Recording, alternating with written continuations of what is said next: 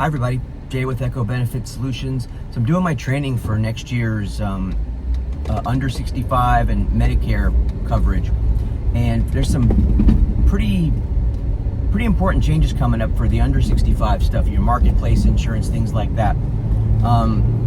For a lot of the people that have a fully paid for plan, like the sun is kind of weird.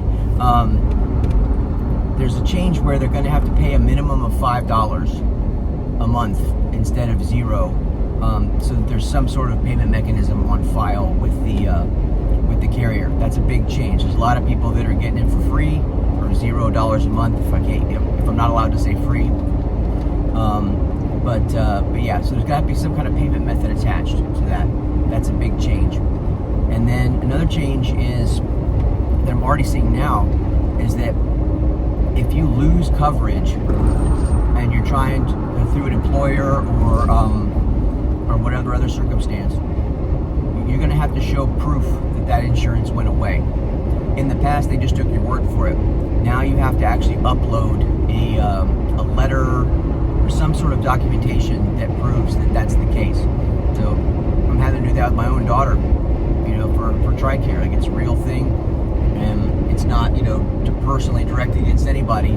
They're just making sure that people that are claiming eligibility are actually eligible.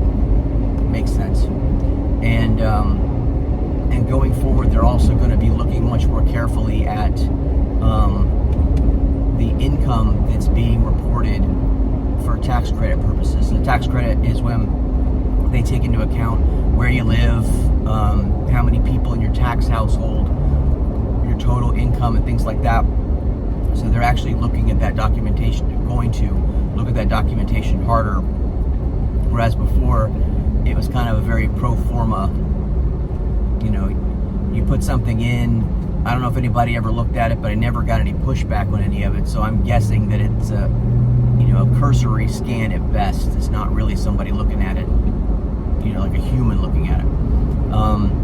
So that's gonna affect some people. And then the last thing, not to bury the lead, is that the COVID era increased tax credit is going away.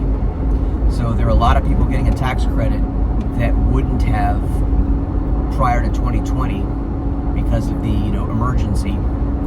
So they increased the tax credits across the board, and there's a lot of people whose tax credit's going to go down. Premium not necessarily going to go down. The tax credit's going to go down.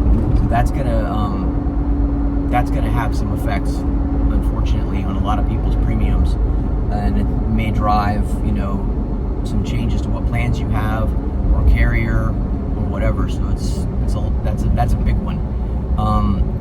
If you have any questions about any of this, send me a message, and I'd be happy to elaborate. If you're not sure if this applies to you, do the same. And if you're a DIYer and you're doing your coverage that way, it might be time to let somebody help you with that.